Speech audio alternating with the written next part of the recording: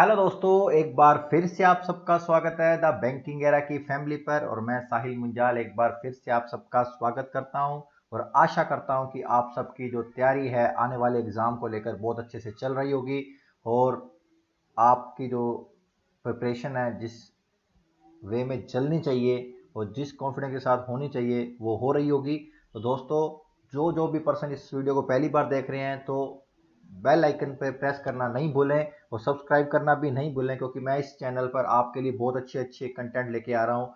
जैसे कि इस वीडियो अभी जो मैंने सीरीज चालू करी, पिछली एक वीडियो में मैंने IBPS क्लर्क, जो IBPS क्लर्क में मेमोरी बेस्ड पेपर है वो करवा रहा हूँ। पहले मैंने पार्ट 1 करा दिया है, जिन्होंने पार्ट 1 नहीं देखा है तो मैं उसका इधर क्या बोलते हैं ऊपर टैग दे दूंगा, तो आप प्लीज़ देख लीजिएगा। और आज मैं पार्ट 2 करने जा रहा हूँ, जिसके अंदर मैंने अर्थमेटिक के क्वेश्चन लिए हैं जो कि प्रीवियस ईयर आए हुए हैं। ठीक है, 2021-22 के मिला के मैंने लगभग लगभग 9-10 क्वेश्चन लिए हैं जो कि IBPS क्लर्क में आए हुए हैं। तो उस फ्रेमिंग को ध्यान में रखते हुए आप मैंने क्वेश्चन फ्रेम किए हैं, तो आप भी ध्यान से देखना कि भाई इस टाइप का ही क्वेश्चन IBPS क्लर्क में आएगा, जो कि 25-26 तारीख को एग्जाम है ना, उसके अकॉर्डिंग आएगा। तो ठीक है, आज की क्लास को स्टार्ट करते हैं। और जिन्होंने अभी तक लाइक सब्सक्राइब नहीं करा तो प्लीज़ कर दीजिए पहले, फिर अपने धुरंधर से स्टार्ट करेंगे क्लास को। ठीक है, तो चलिए आज की क्लास का पहला क्वेश्चन बताइए क्या आएगा। क्या बोल रहा है कि P एक कार्य को 9 दिन में कर सकता है, जबकि Q है P से 2 गुना कार्यशील है ना। तो ज्ञात कीजिए कि P प्लस Q कितने दिनों में पूरा करेगा। ठीक है, ऑप्शन ए है 2.5, ऑप्शन दो बी है 3, ऑप्शन सी है 4.5, ऑप्शन डी है 1.5, ऑप्शन ई है 2। तो बताओ कितने दिन में पूरा करेगा, जल्दी से बताओ। इतना ही, इस टाइप का ही क्वेश्चन आया IBPS क्लर्क में ना, इससे ज़्यादा हाई हाई मतलब रेंज वाला क्वेश्चन नहीं है, वो मेंस में आएगा। प्री के अंदर इतना ही लेवल का क्वेश्चन आएगा। ठीक है, तो जल्दी से सोल्व करके बता दो क्या आंसर आएगा। बताइए बताइए क्या आंसर आएगा, जल्दी से बताओ।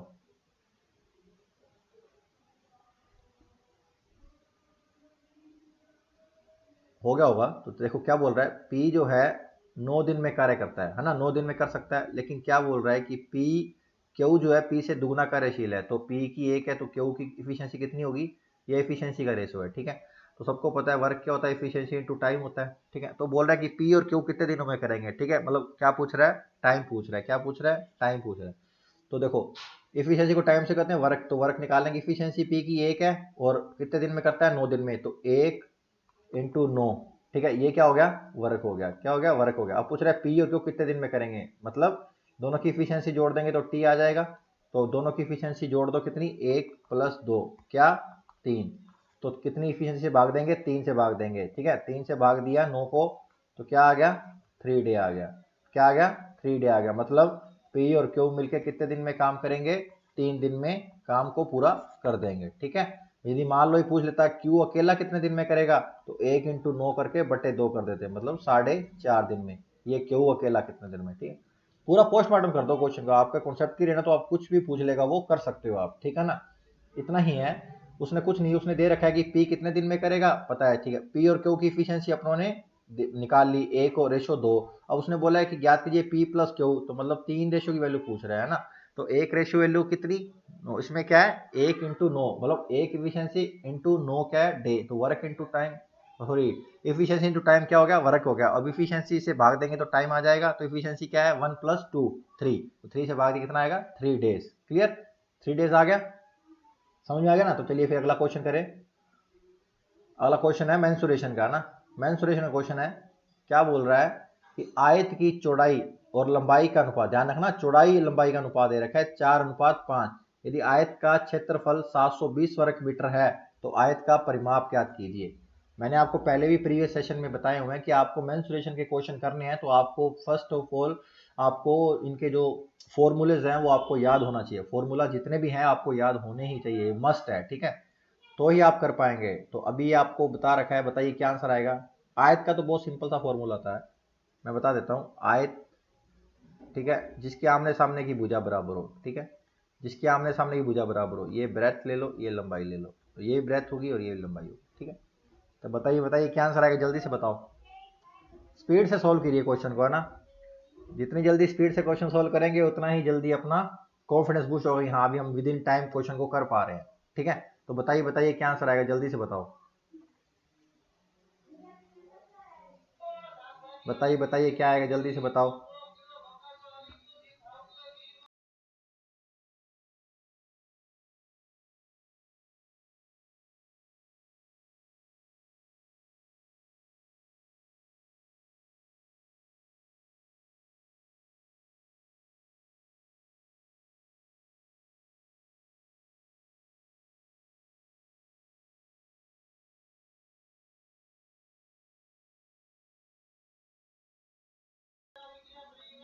हो गया होगा अभी तक। देखो क्या बोल रहा है कि आयत की लंबाई और चौड़ाई, उसने चौड़ाई और लंबाई कर दिया, अपने लंबाई चौड़ाई कर ले। तो लंबाई क्या है 5 और चौड़ाई क्या है 4, ठीक है। तो ठीक है, ये रेशियो है तो इनको रियल में क्या मान लेते हैं, वेरिएबल मान लेते हैं, ए लिख लेते हैं, ये भी ए लिख लेते हैं, ठीक है। लंबाई होगी 5a, ब्रेथ होगी 4a, ठीक है। आयत का क्षेत्रफल दे रखा है, तो आयत का क्षेत्रफल क्या होता है, लंबाई इंटू चौड़ाई, ठीक है। तो इन दोनों का मल्टीप्लाई कर देंगे तो क्या हो जाएगा 5a इंटू 4a, मतलब 20a स्क्वायर हो जाएगा। ये इक्वल किसके दे रखा है रियल में, 720 के इक्वल दे रखा है, 720 के इक्वल दे रखा है। तो ये 0 से 0 कट होगी, ये 2 से कट करेंगे 72 कितना आएगा 36। तो मतलब ए स्क्वायर की वैल्यू कितनी आ गई 36, तो ए की वैल्यू कितनी आ जाएगी 6 आ जाएगी। क्या आ जाएगी 6 आ जाएगी। तो यहाँ पे पुट कर दो, तो लेंथ कितनी हो जाएगी 30, 5 इंटू 6, ठीक है। और ब्रेथ कितनी हो जाएगी 24 हो जाएगी। तो ये कितना 4 इंटू 6 24। अब एग्जाम क्वेश्चन पूछा क्या है, लंबाई पूछ लेता तो 30 आंसर आता, चौड़ाई पूछ लेता 24 आंसर आता, लेकिन उसने पूछा परिमाप। तो आयत का परिमाप क्या होता है 2 इंटू लंबाई प्लस चौड़ाई। आयत का परिमाप क्या होता है 2 इंटू लंबाई प्लस चौड़ाई। तो लंबाई कितनी निकाली 30, चौड़ाई कितनी है 24, तो 2 इंटू 54, तो 108 मीटर, 108 मीटर। क्लियर। ये मैंने पूरा समझाने के लिए आपको, केवल यदि माइंड में कॉन्सेप्ट क्लियर है तो सीधा यहाँ पे देखा कि 4 5 है तो 20 ए स्क्वायर होगा, 720 की वैल्यू है, ए की वैल्यू 6, तो ये हो गया 30, ये हो गया 24, 24 प्लस 30 54, और इंटू 2 होता है तो 108। ये है क्वेश्चन का करने का पैटर्न। तो लेकिन ये समझाना पड़ता है कि भी इस तरह है क्वेश्चन को सोल्व करना है, ठीक है। और इसका आंसर क्या आएगा 108 मीटर, 108 मीटर। क्लियर, समझ में आ गया ना। 108 मीटर, कुछ नहीं, दोनों फॉर्मूले काम में लिए। एरिया से अपनों ने उनकी रियल वैल्यू निकाली है, एरिया वाला जो फॉर्मूला है उससे अपनों ने लेंथ और ब्रेथ की वैल्यू रियल निकाली है, फिर उन्होंने उसको पुट कराया जो उसका पेरीमीटर पूछा है, रेक्टेंगल का जो पेरीमीटर पूछा है उसमें पुट कराया, और आंसर अपना 108 मीटर आ जाएगा। क्लियर। तो चलिए फिर अगला क्वेश्चन करें बिना किसी देरी के। चलिए चलिए बताओ क्या आंसर आएगा इसका। क्या बोल रहा है कि एक दुकानदार ने एक वस्तु, ये 960 है, अरे ये 960 इधर आएगा ना, 960 रुपए में बेची है ना, 960 रुपए में बेची और 20% की हानि हुई, ठीक है। यदि वह उसी वस्तु को 12.5% लाभ पर बेचता तो वस्तु का क्रय मूल्य बताओ क्या आएगा। बहुत ही सिंपल क्वेश्चन है ना, बहुत ज्यादा सिंपल क्वेश्चन है। जल्दी से सोल्व कर दो, क्या आंसर आएगा बताओ, जल्दी से है ना, बताओ बताओ क्या आंसर आएगा बिना किसी देरी के। कोई वस्तु बेची है, अब वो रियल में 20% हानि पे बेची है, ठीक है। अब वो पूछ रहा है कि उसे 12.8% के लाभ पर बेचना है। जब वो 12.8 लाभ पर से बेचेगा तो वस्तु का सेलिंग प्राइस पूछ रहा है, तो ये तो नॉर्मल चीज है, बता सकते हो आप। बताओ बताओ क्या आंसर आएगा, जल्दी से बताओ।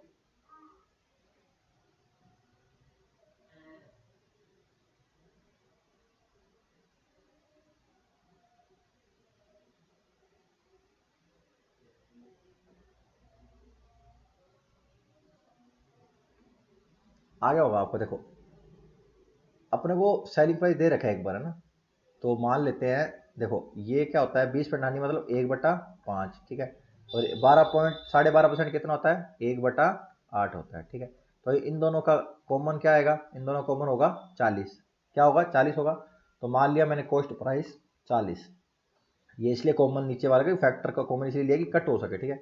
40 लिया, मान लिया, ठीक है। अब बोल रहा है कि 20% हानि, तो पहले 20% हानि पे बेचा, मतलब इसकी 80% की वैल्यू कितनी होगी, आप कहोगे सर 32 होगी, क्या होगी 32 होगी, ठीक है।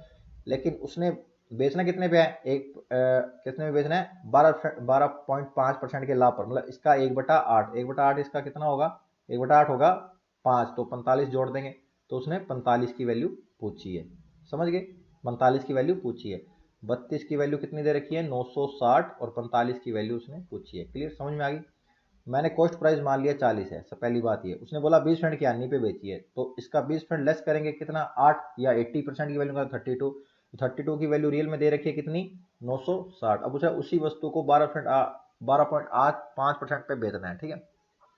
यहाँ से एक की वैल्यू आ जाएगी, ठीक है, और 45 की उसने पूछी है, तो 45 40 की निकालने की जरूरत नहीं है, 45 की डायरेक्ट निकाल देंगे तो भी चलेगा। तो ठीक है, यहाँ से कितना आया, एक की वैल्यू 30, 45 की वैल्यू पूछ रही है, तो 45 इंटू 30 कर देंगे, कितना आ जाएगा 3×5=15, मतलब 1350 रुपये आ जाएगा। क्या आ जाएगा 1350 रुपये आ जाएगा। क्लियर, 1350 रुपये आंसर आ जाएगा। ऑप्शन नंबर 3 आंसर आएगा। क्लियर, कुछ नहीं है, उसने ये मैंने माना है, आप 100 मान के करोगे तो भी कर, लेकिन फिर वो 8 से कटेगा नहीं 100, है ना, मेन इसलिए 8 से कटेगा नहीं। मैंने पहले देख लिया 20% क्या होता है 1/5, 12.5% क्या होता है 1/8 होता है, ठीक है। अब दोनों, अब 5 और 8 का मैंने कॉमन फैक्टर देख लिया, क्या होता है 40 होता है, फिर 40 होता है, फिर मैंने क्या करा पहले 20% की हानि, 20% की हानि करी, मतलब 80 की वैल्यू निकाली 32 की वैल्यू रियल में कितनी दे रखी है 960। अब उसने पूछा उसी वस्तु को 12.5% लाभ पर बेचता है, ठीक है, मतलब 40 था कॉस्ट प्राइस, तो इसका 1/8 करोगे कितना 5 आएगा, तो 45 ऐड 5 ऐड करेंगे क्योंकि क्या लाभ पर बेचा है, तो क्या आ जाएगा 45 की वैल्यू, मतलब 32 की वैल्यू रियल में कितनी है 960 और 45 की निकालनी है। एक की वैल्यू 30, 45 की वैल्यू 30 से मल्टीप्लाई, 1350 आंसर आ गया। क्लियर, 1350 इसका राइट आंसर है। समझ में आ गया। और जिन्होंने अभी तक जो पहली बार अभी आए हैं तो प्लीज लाइक शेयर सब्सक्राइब कर दे चैनल को, जिससे कि आने वाली वीडियो भी आ सके ना। मैं अभी और भी पार्ट लेके आऊंगा मेमोरी बेस्ड पेपर के, ये 2 पार्ट से नहीं होगा, उसमें 3 5 6 7 जितने मेरे से हो पाएंगे मैं कर पाऊँ लाऊंगा आपके लिए, ठीक है। तो चलिए फिर अगला क्वेश्चन करें। तो चलिए अगला क्वेश्चन आपकी स्क्रीन पर, बताइए बताइए क्या आएगा। बहुत सिंपल क्वेश्चन है ना, बताओ क्या आंसर आएगा, जल्दी से बताओ।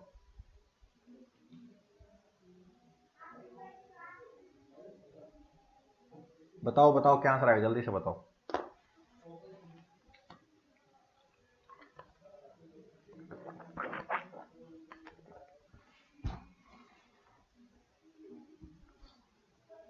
बताओ बताओ क्या आएगा।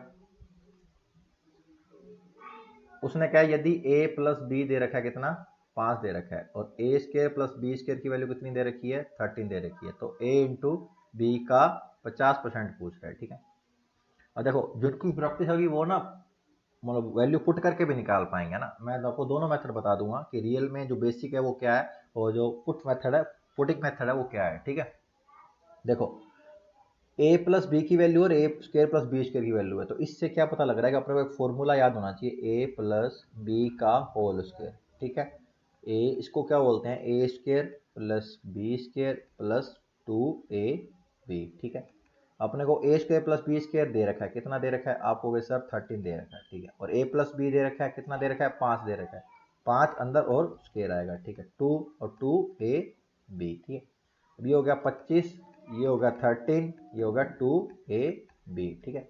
अब 13 को इधर ले जाओ, कितना हुआ माइनस होगा तो 12 बचेगा, फिर 2ab, 2 से कट कर दिया 6, तो a और b की वैल्यू कितनी आ गई 6 आ गई। और वो वही बोल रहा है कि a इंटू बी का 50%, ए और बी का 50% मतलब 1/2, तो क्या आंसर आएगा 3, क्या आंसर आएगा 3, ठीक है। ये तो है इसका बेसिक, ठीक है। लेकिन पुटिंग मेथड से करना है तो 5, ए और बी को जोड़ने पे 5 आना चाहिए, तो मान लो 1 और 4 लोगे तो यहाँ 1 स्क्वायर प्लस 16 तो 17 हो जाएगा, 13 आएगा नहीं आएगा। 2 लो और 3 लो, 2 और 2, 2 और 3 जोड़ा जोड़ा 5 हुआ, 2 का स्क्वायर 4, 3 का स्क्वायर 9, तो क्या आ गया 13 आ गया, क्या आ गया 13 आ गया, मतलब ये सेटिस्फाइड कर रहा है। तो 2 और 3 मतलब इंटू किया 6 और उसका 50% 1/2, तो ये क्या आ जाएगा 3। ये तो है शॉर्ट मेथड, ठीक है। या आपको मान लो 15 सेकंड बचे हैं और आपको जल्दी जल्दी करना है तो इस तरह भी आप कर सकते हो, पुटिंग मेथड से भी कर सकते हो। लेकिन रियल में इसका बेसिक मेथड ये है, ए प्लस बी का होल स्क्वायर का फॉर्मूला आपको याद होना चाहिए, ठीक है। इससे आप कर सकते हैं। दो दो की वैल्यू दे रखी है, जैसे ये वाले टर्म की वैल्यू दे रखी है और ये वाले टर्म की वैल्यू दे रखी है, और ए बी की वैल्यू निकाल के उसका 50% का मान पूछ रहा है। इस तरह ही क्वेश्चन आएगा, ठीक है ना। आप घबराने की जरूरत नहीं है कि आईबीपीएस क्लर्क में भाई कोई अच्छे क्वेश्चन आएंगे, जैसे आरआरबी पीओ में है, ठीक है, वो ऑफिसर का ऊपर था। आरआरबी क्लरिकल में देखा बहुत इजी पेपर आया, तो इसलिए आईबीपीएस क्लर्क का भी पेपर इजी आएगा दोस्तों, ठीक है। डरने की कोई बात नहीं है, बस आप काम होके आराम से पेपर देने जाएं, तो आप अपनी अपनी जो जरूरत वाली चीज़ें जरूर लेके जाना, ठीक है। चलिए फिर अगला क्वेश्चन करें। पार्टनरशिप का क्वेश्चन है, बताओ क्या आंसर आएगा जल्दी से। बताओ बताओ, पार्टनरशिप का क्वेश्चन है, जल्दी से बताओ।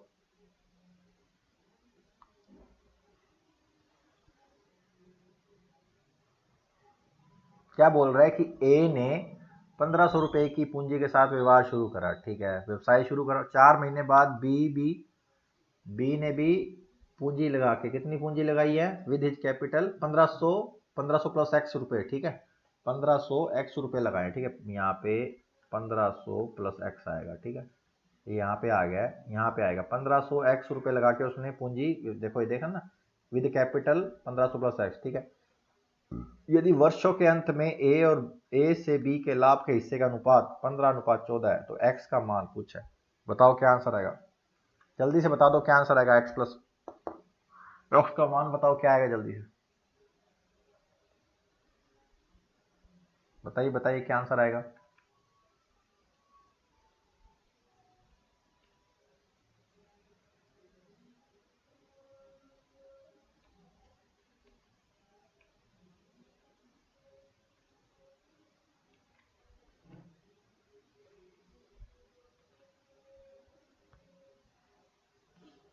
देखो क्या बोल रहा है कि ए है, ठीक है, और बी है।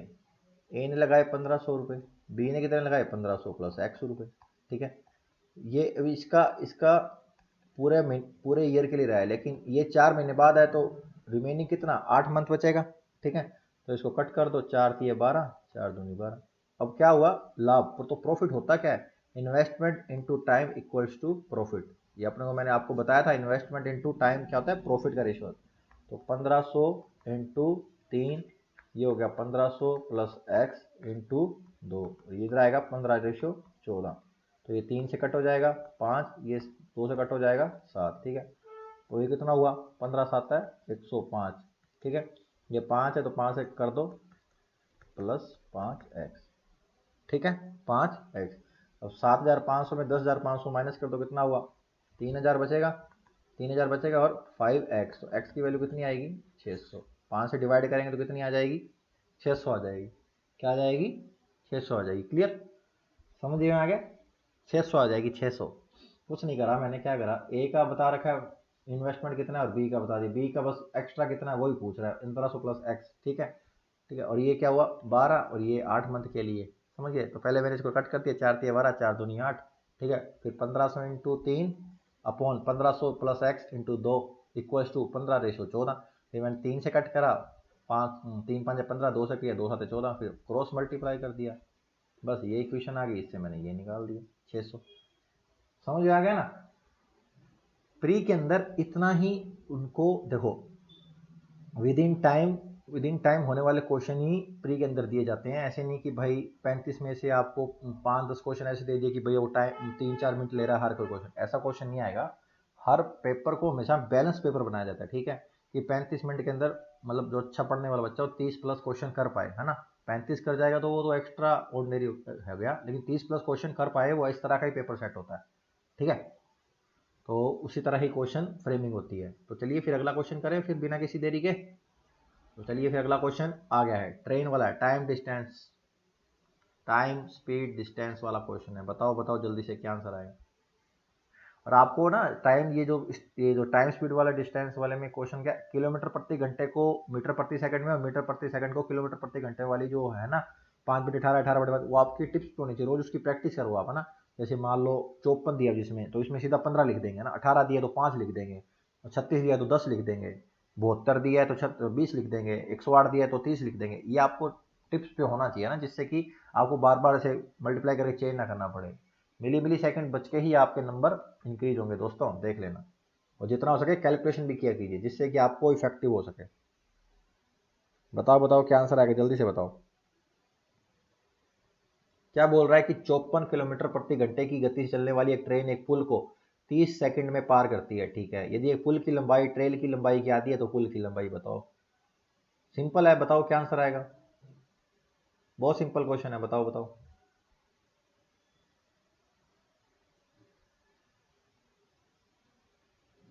बताओ दोस्तों क्या आंसर आएगा।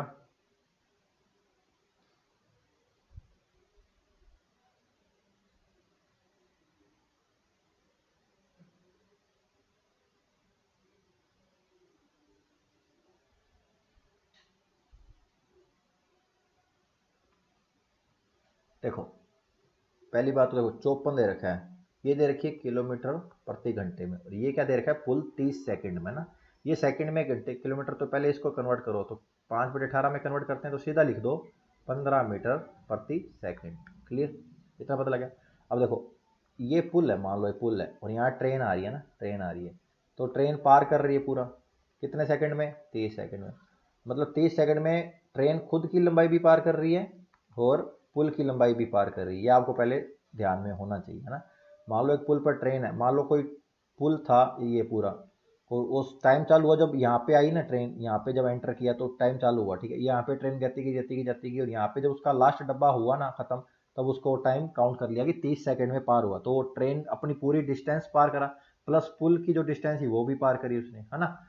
दोनों पैरेलल है तो डिस्टेंस पार, तो दोनों की कंबाइंड हुई है ना, तो बोला 30 सेकंड में पार करी। तो डिस्टेंस क्या होगा, स्पीड इनटू टाइम होता है, तो स्पीड कितनी 15 और टाइम कितना 30 सेकंड, तो टोटल कितनी डिस्टेंस पार करी उन्हें 450 मीटर पार करी। कितनी 450, ये कंबाइंड आ गई, ठीक है, मतलब इसकी लेंथ कितनी आ गई 450 मीटर। तो यहाँ पे क्या, अब आगे क्या दे रखा है, यदि पुल की लंबाई, ट्रेन की लंबाई क्या दी है, मतलब ट्रेन और पुल, तो ट्रेन यदि 2 है तो पुल कितना है 1 है, और मैं ट्रेन की लंबाई क्या दी है, तो ट्रेन 2 है तो पुल 1 है, लेकिन कंबाइंड दे रखा है, कंबाइंड मतलब 3 रेशियो की वैल्यू कितनी दे रखी है 450 दे रखी है, और पुल की लंबाई पूछी है, तो पुल की लंबाई मतलब 1 रेशियो की वैल्यू पूछी है, 3 की 450 है तो 1 की कितनी होगी 150, है ना। 3 की भाग करेंगे तो 3 15 45 होता है, तो 1 की वैल्यू आएगी 150। ये मान लो ट्रेन की पूछता तो कितना होता, ट्रेन की 2 की वैल्यू तो 300 मीटर आ जाती, 300 मीटर आ जाती। तो क्या आएगा, पुल की लंबाई जो है 150 मीटर है और ट्रेन की कितनी है 200 मीटर है। क्लियर। तो यहाँ पे दे रखा है पुल की लंबाई पूछिए, तो ऑप्शन नंबर क्या आएगा 4 नंबर ऑप्शन आएगा, क्या आएगा 4 नंबर ऑप्शन 150 मीटर पुल की लंबाई, ठीक है। कुछ नहीं है इसमें, डिस्टेंस स्पीड वाला फॉर्मूला ही मैंने पुट करा, कुछ नहीं करा, और रेशो मेथड लगाया और कुछ नहीं करा, ठीक है ना। इसमें देखो रेशो मेथड भी लग गया और ये स्पीड डिस्टेंस वाला भी फॉर्मूला लग गया, क्लियर। उसने देखो, और आपको ये कन्वर्ट वाला भी आना चाहिए ना, ये तो यहाँ पे मैंने बताया, मान लो यहाँ पे 108 होता तो सीधा आपको याद होना चाहिए इसका 30 होता है, 144 होता तो आपको याद होना चाहिए 40 होता है। ये आपको टिप्स पे होना चाहिए जिससे कि आगे के क्वेश्चन को हम समझ सकें। ये छोटी वाली जो कन्वर्ट वाली है इसका टाइम तो बच सके ना, आगे जो क्वेश्चन में पूछा ये तो चलो प्री में है तो आप कन्वर्ट करके जल्दी करो, लेकिन मेंस में इससे एक्स्ट्रा एक्स्ट्रा ऑर्डिनरी क्वेश्चन आता है, ज़्यादा लेंथ वाला क्वेश्चन है, तो वो कन्वर्ट करने वाला तो आपको टिप्स पे होना चाहिए। टिप्स पे होगा तभी आप क्वेश्चन को जल्दी से कर पाओगे आगे जो पूछ रहे हैं, ठीक है।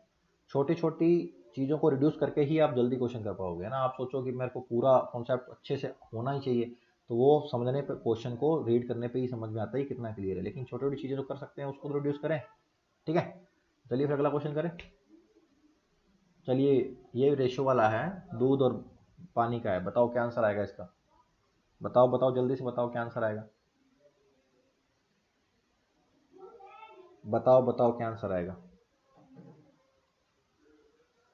क्या बोल रहा है कि एक बर्तन है, ठीक है, उसमें दूध और पानी का x लीटर मिश्रण है, ठीक है, लेकिन अनुपात क्या है 13:7 है, दूध पानी का अनुपात है 13:7, लेकिन उसमें मिश्रण टोटल कितना है x लीटर है, ठीक है। जब 30 लीटर मिश्रण निकाला जाता है और 2.5 लीटर दूध मिलाया जाता है, ठीक है, तो दूध और पानी का नया अनुपात 2:1 हो जाता है, क्या हो जाता है 2:1 हो जाता है, ठीक है। तो x का मान ज्ञात कीजिए। इस तरह का क्वेश्चन मैंने आपको पहले भी कराया है, लेकिन ये भी इस टाइप का क्वेश्चन आया हुआ एग्जाम में, तो बताइए क्या आंसर आएगा जल्दी से, बताओ बताओ क्या आंसर आएगा, जल्दी से बताओ क्या आंसर आएगा। कि भाई x निकाल दिया है फिर मिला दिया गया है, तो क्या रेशो चेंज होना चाहिए, क्या नहीं चेंज होता है, वो आपको मैंने बता रखा है, बताओ बताओ क्या आंसर आएगा। देखो, अभी देखो, बर्तन में x लीटर मिश्रण है, ठीक है, तो x लीटर मिश्रण है मिल्क और वाटर का, कितना है रेशो, कितना दे रखा है 13:7 दे रखा है, ठीक है, x लीटर मिश्रण है, ठीक है। अभी क्या बोला 30 लीटर मिश्रण निकाला, तो अनुपात तो यही रहेगा, अपने को पता नहीं ना क्या है, तो अनुपात यही रहता है 13:7, वो मिक्स होता है तो मिक्स भी निकलता है। अब क्या बोले 2.5 लीटर दूध मिलाया, देखो ध्यान में देखो 2.5 लीटर दूध मिलाया जाता है, क्या मिलाया जाता है 2.5 लीटर दूध मिलाया जाता है, ठीक है। तो दूध और पानी का नया अनुपात कितना हुआ 2:1 हुआ, क्या हुआ 2:1 हुआ, ठीक है।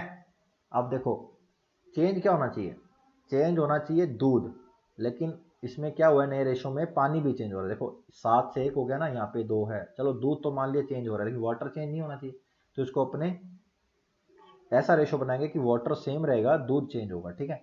तो अब नया रेशो क्या बनाएंगे, देखो तो 13:7 है ना, तो अब देखो इसको 7 बनाएंगे और इसको, और पूरे रेशो को 7 बनाने के लिए क्या मल्टीप्लाई 7 से करेंगे, तो ये 7 हो गया और ये क्या हो जाएगा 14 हो जाएगा, तो ये अपना बिल्कुल राइट रेशो आ गया, ठीक है। अब क्या हुआ, अब यहाँ पे तो सेम है, ठीक है सही है, यहाँ पे कितना रेशियो इंक्रीज हुआ, एक रेशियो इंक्रीज हुआ, तो कितना लीटर दूध मिला रियल में, तो एक रेशियो 2.5 लीटर मिला है, तो एक रेशियो की वैल्यू कितनी होगी 2.5 लीटर, समझ में आया कि भाई 2.5 लीटर एक रेशियो की वैल्यू, क्लियर।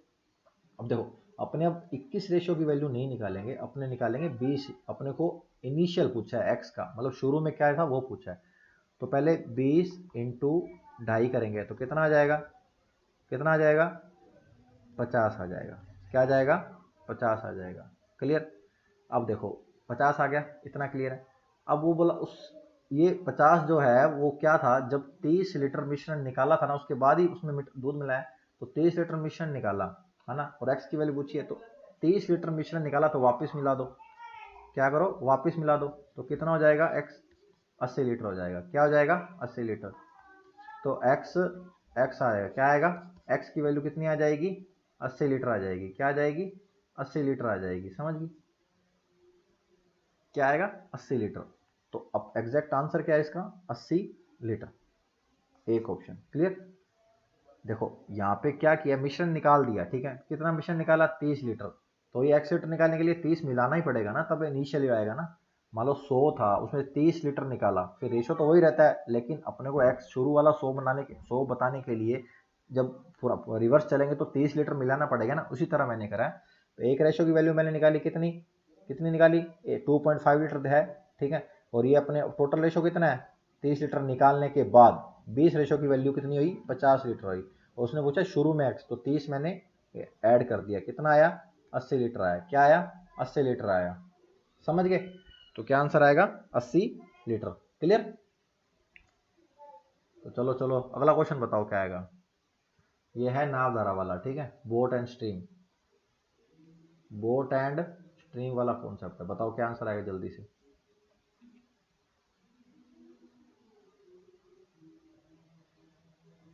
बताओ बताओ क्या आंसर आएगा, जल्दी से बताओ।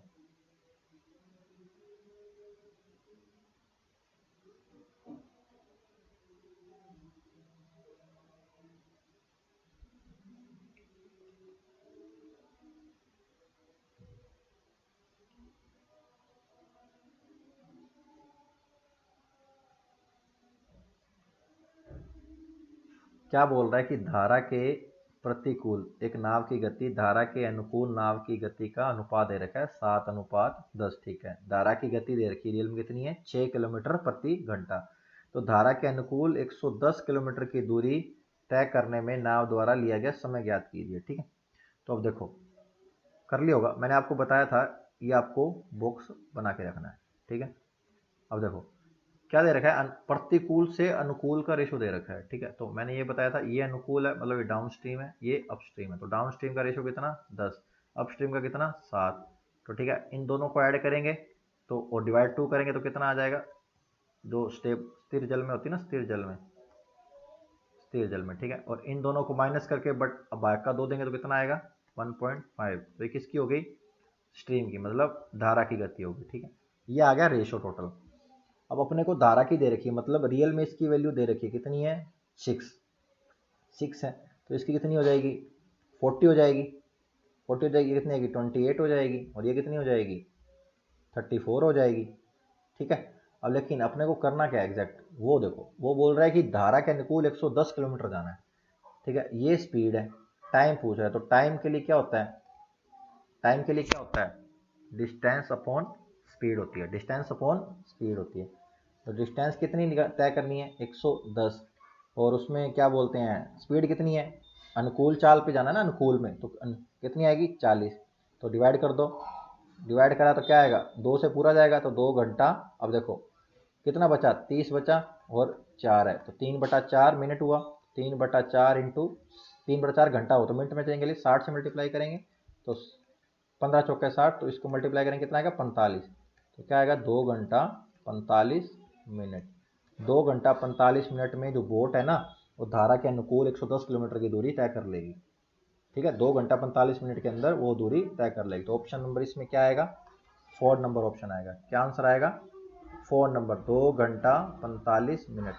2 घंटा 45 मिनट, 4 नंबर ऑप्शन आपका आएगा। क्लियर, समझ में आ गया ना कि अनुकूल क्या है और प्रतिकूल क्या है, धारा की चाल क्या है, स्थिर जल में क्या है, चारों की निकाल दी। और जो क्वेश्चन में पूछेगा वो अपने निकाल देंगे। क्लियर, समझ गए ना। समझ में आ गया तो प्लीज थम्स अप करते चलेंगे कि भाई बहुत अच्छे क्वेश्चन है। चलिए अगला क्वेश्चन करें फिर। बताओ बताओ क्या आंसर आएगा, जल्दी से बताओ। बताइए बताइए क्या आंसर आएगा, जल्दी से बताओ।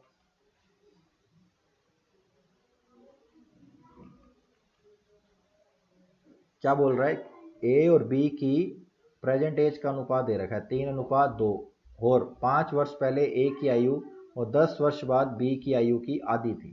ठीक है, तो दोनों की वर्तमान आयु में प्रेजेंट एज का उनका सम पूछ रहा है, तो बताओ क्या आंसर आएगा जल्दी से। बहुत सिंपल क्वेश्चन है, बहुत ही सिंपल क्वेश्चन, जल्दी से बताओ क्या आंसर आएगा। बताओ बताओ क्या आंसर आएगा, जल्दी से बताओ।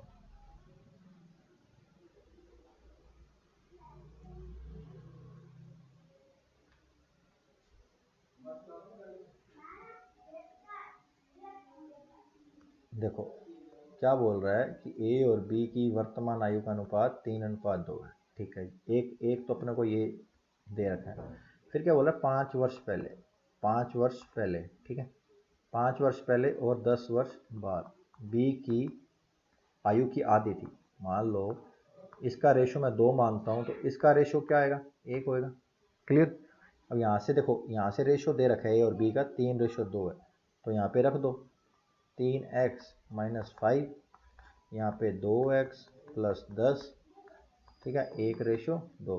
अब क्रॉस मल्टीप्लाई कर दो इनको, तो क्या आएगा, 6x-10, 2x प्लस 10। ठीक है, तो अभी 2x को x को एक सेट कर लो, तो 4x, ये -10 इधर आ जाएगा तो 20 आ जाएगा। तो अब 4 को डिवाइड में ले दो, 20/4, तो क्या आ जाएगा,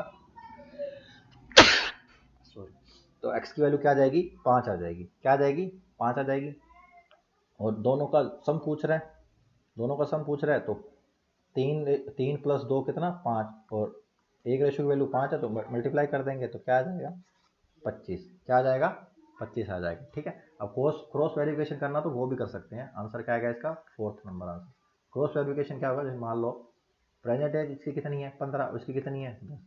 5 वर्ष पहले, मतलब 5 वर्ष पहले कितनी होगी, 5 वर्ष पहले इसकी, 5 वर्ष पहले हो जाएगी 10, और 10 वर्ष बाद, ये 10 वर्ष बाद कितनी हो जाएगी, 20 हो जाएगी। और उसकी क्या आधी है, तो ये इसकी आधी है, आधी है, मतलब अपना बिल्कुल क्रॉस वेरिफिकेशन सही है। तो आंसर क्या आएगा, 25 वर्ष। क्या आएगा, 25 वर्ष। क्रॉस वेरिफिकेशन से क्या कॉन्फिडेंस भी आता है, लेकिन वो करना नहीं है क्वेश्चन पेपर में वहाँ कि भाई क्रॉस वेरिफिकेशन के आंसर आ गया लगाओ और अगला क्वेश्चन करो। ठीक है, चलिए फिर अगला क्वेश्चन करो। तो चलिए बताओ बताओ, अरे इसमें हिंदी मिसिंग है ना, सॉरी है ना। क्या है, मैं बता देता हूँ कि भाई कोई अमाउंट है, उसे दो स्कीम में इन्वेस्ट किया गया, ए और बी में 2:3 में। ठीक है, दो स्कीम में इन्वेस्ट किया गया, उसके बाद उसे कंपाउंड इंटरेस्ट, चक्रवृद्धि ब्याज मिला है 20% पे और 10% पे। ठीक है, रेस्पेक्टफुली, मतलब ए पर मिला 20% और बी पर मिला 10%। अब उसे टोटल इंटरेस्ट कितना मिला है, 1208, 2 साल के बाद, 2 साल के बाद उसे कितना मिला है, 1208 रुपये। तो बताना है कि टोटल अमाउंट इन्वेस्ट उसने दोनों स्कीम में टोटल अमाउंट कितना इन्वेस्ट करा, बताओ। दोनों स्कीम के अंदर कितना अमाउंट उसने इन्वेस्ट करा है, बताओ जल्दी से क्या आंसर आएगा। बताइए बताइए क्या आंसर आएगा।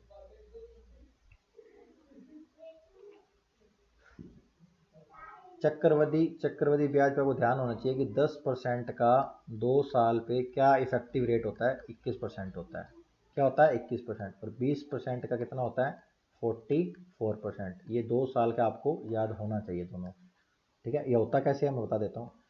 जैसे 10 + 10 + a × b का, ठीक है, तो इन दोनों को ऐड करा 20, और इन दोनों को जीरो से जीरो कट के तो ये आ गया 1, तो क्या आ गया, 21%। तो इफेक्टिव क्या होगा, 21। ये इफेक्टिव ऐसे ही करेंगे तो क्या आ जाएगा, 44 आ जाएगा। क्लियर।